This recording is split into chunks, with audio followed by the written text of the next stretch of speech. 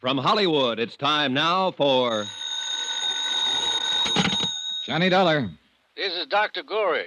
You left word for me to call? Yes. Wonder if I could see you sometime today, Doctor. What about? About the Abbott matter. No. I'm kind of busy today. I talked to you once, Mr. Dollar. What else can I say to you? That's up to you, Doctor. Entirely up to you. I can tell you this. I have reason not to believe what you said before. Now, look here, young man. I have reason to believe that Duke Red wasn't destroyed exactly the way it was reported.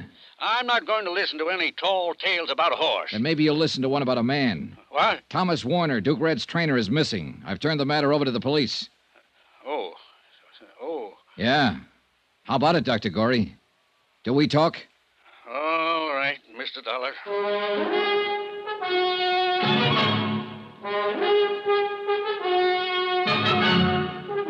Tonight and every weekday night, Bob Bailey in the transcribed adventures of the man with the action-packed expense account, America's fabulous freelance insurance investigator... Yours truly, Johnny Dollar.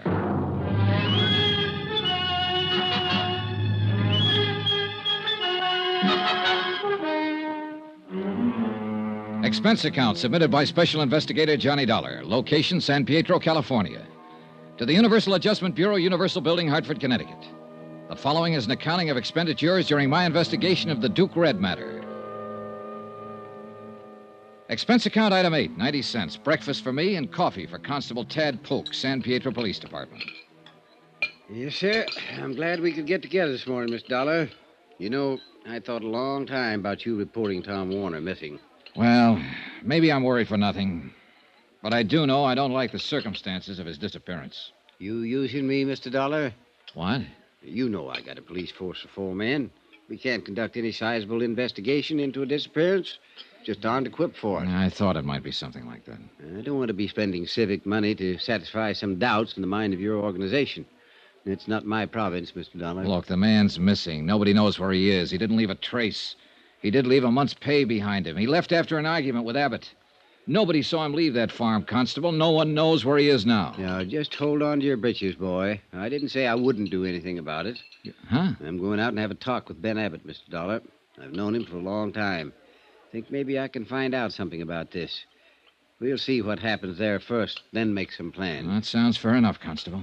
Where can I get in touch with you in case I have to? I'm going over to see Dr. Gorey this morning. After that, I'll be at my hotel. Fine. Dollar, Yeah? you think something might have happened to Tom Warner? Yeah, Constable? I sure do. Expense account item 9, $2.50. One long-distance phone call to Hartford. I explained the matter of Tom Warner and requested Niles Pearson to have a man in Baltimore start checking with Warner's parents there in the event some lead as to his whereabouts might turn up there. After that, I drove out to see Dr. Gorey, veterinarian. You know, you have a way of not being very nice on the telephone. What is it now, Mr. Dollar? I just talked to my home office in Hartford, Dr. Gorey. They aren't very happy with the way this case has been going. That's too bad about them in Hartford. How does it affect me?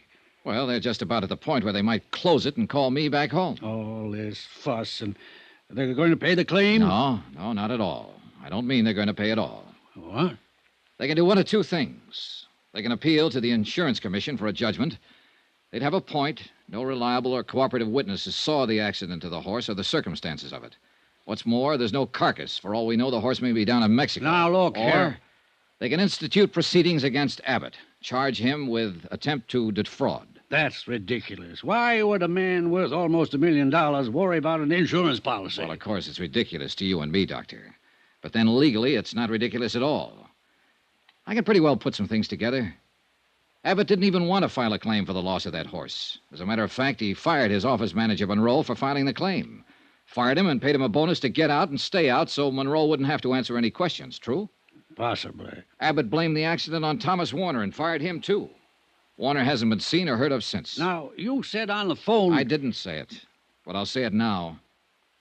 Abbott hated Warner because Warner was seeing his daughter.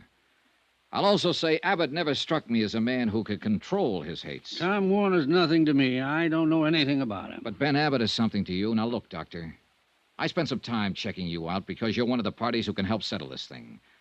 You've been in practice around here for a good long time. People seem to think a lot of you. I hate to see a nice guy like you get the book. I think I can stop that if you cooperate. Now, look here. Forget I'm an insurance investigator. I'm just a guy giving you some information. When I said my company's ready to turn the matter over to the insurance commission or file charges, it means that Abbott will have to sue for settlement. And that's just what we'd want him to do. In court, he'd have to produce Thomas Warner and prove his story of the accident. I don't think he can produce Thomas Warner. With what we have so far, Abbott would lose the suit, and the insurance company wouldn't fool around then. There's no outfit tougher than an insurance company when somebody's trying to cheat them, whether it's inadvertent or not. You'd have to be in court, too, Doctor. Oh. Do you see what I mean? Yes. Well, how about it? Can you give me the real story now? I've been Ben Abbott's friend for 20 years. And he asked you to lie for him. That's understandable to me. In a court, though, it's perjury. What did it do to him? That's up to the company. I'll have to hear your part of it first. Duke Red was dead when I got out there that night. Ben had shot him. Duke Red hadn't had any accident. Ben made me promise to tell you that he had. Ben had just shot him. Shot him? But why? Duke Red wasn't the horse Ben counted on or thought he was. He had good confirmation, but he just wouldn't run. Couldn't run, I think. Ben got mad about that and shot him. And Tom Warner saw it happen, is that it? Yeah. Ben told me Warner saw him shoot the horse. He gave Warner some money and told him to go away. I don't know. Ben's losing his mind, I think. I've heard that about him before. From who? His daughter. Terry. Yeah. Poor Terry. Yes, she'd have reason to say that. Huh? Now what? I'll have to talk to Abbott. Sure. One thing still worries me. What's that? I went over his bank record. He paid out money to Monroe, but he didn't pay out anything to Thomas Warner. He told me that he did. Okay, then. I'll ask him about that, too.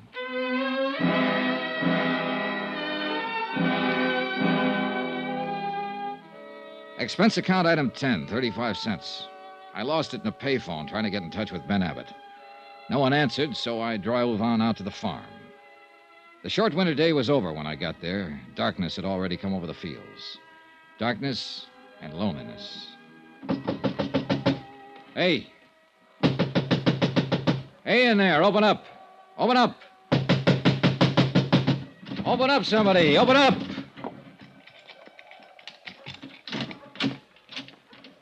Mr. Dollar, sir. Good evening. Hello, Cully. Didn't you hear me? Mr. Dollar, sir, maybe this isn't such a good time to be coming around. Is Mr. Abbott here? Yes, sir, he is. But Constable Polk was out here this afternoon asking him questions, and he got powerful mad. There's no telling what he might do. He's awful mad. Well, I'm a little mad myself. I'd like to see him. Tell him I'm here. Mr. Dollar, please. That's all right, Cully. You go ahead. All right, Miss Terry. I'll find Mr. Abbott, Mr. Dollar. Hello, Johnny. Hi. Oh, don't. Don't come any closer. Well, what is it? Why is it so dark in here?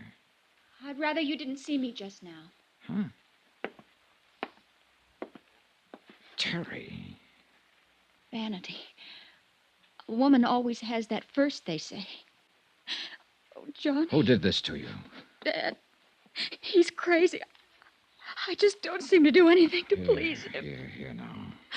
Oh, Johnny, I think it's the end. Here now. Take your hands off her. What? I said take your hands off her. I'll kill you with this. Oh, Johnny, be careful. Wait a minute. I'll show you. I'll show you. I killed a man with that kind of thing. Eddie, stop it! Stop it! Terry, baby. No, don't touch me. Oh, Johnny. Oh, that's a pretty heavy cane he uses. Oh, lie still. I'll phone a doctor. No. Where'd he go? I don't know. Out that way. Johnny, did you hear? About killing someone else? He was talking about Tom Warner. Johnny, I know it. He was talking about Tom.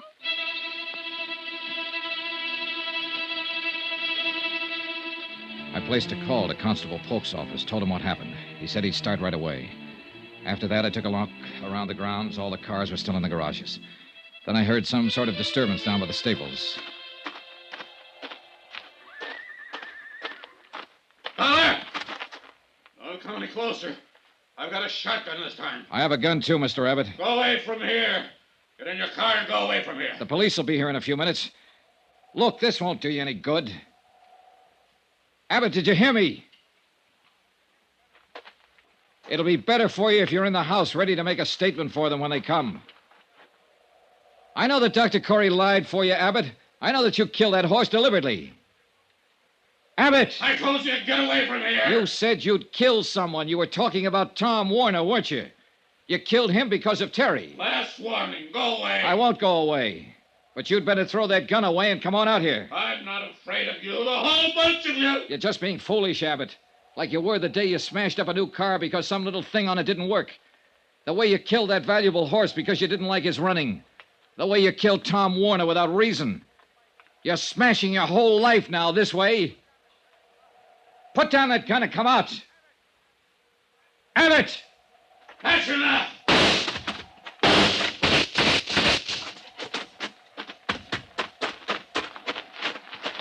Abbott. Abbott. Oh, you didn't have to do it this way, Abbott. Lie still. Warner's body. Under this floor. All his things with it. You know about Duke Red. I know. Don't try to talk. Warner tried to stop me from killing him. He said I was crazy, Dollar. Easy. I'm not crazy. Am I, Dollar? Don't move. Am I?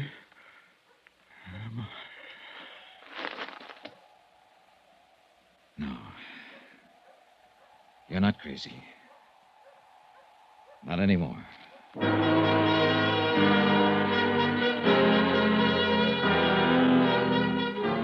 They found the body of Thomas Warner where Abbott had said it was. He'd been shot to death. Terry was still in the hospital when I packed up and left San Pietro. Expense account item 11, $65.30. Hotel and board at the San Pietro Hotel. Item 12, $175, airfare and incidentals back to Hartford. Item 13, $43 even, miscellaneous. Expense account total, $802.65. No remarks. Yours truly, Johnny Dollar.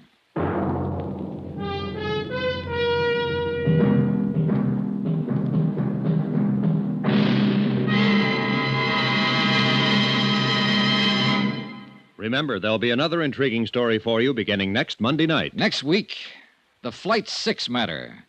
A story involving a girl so beautiful that men were willing to kill for her. Join us, won't you? Yours truly, Johnny Dollar. Yours truly, Johnny Dollar, starring Bob Bailey, is transcribed in Hollywood. Written by John Dawson, it is produced and directed by Jack Johnstone. Heard in this week's cast were Barbara Fuller, Barbara Eiler, Herb Butterfield, John Stevenson, Parley Bear, Will Wright, Robert Bruce, and Forrest Lewis. Musical supervision by Amerigo Marino. Be sure to join us on Monday night, same time and station, for another exciting story of yours truly, Johnny Dollar. Roy Rowan speaking.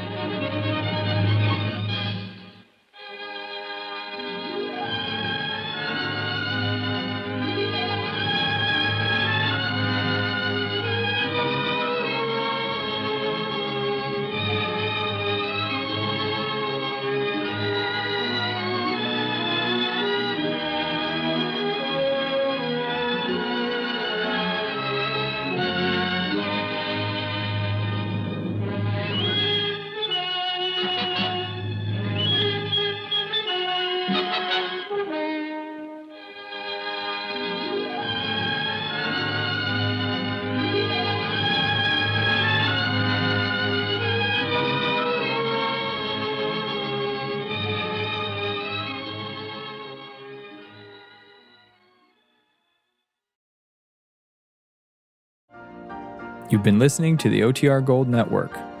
Find more classic radio at otrgold.com.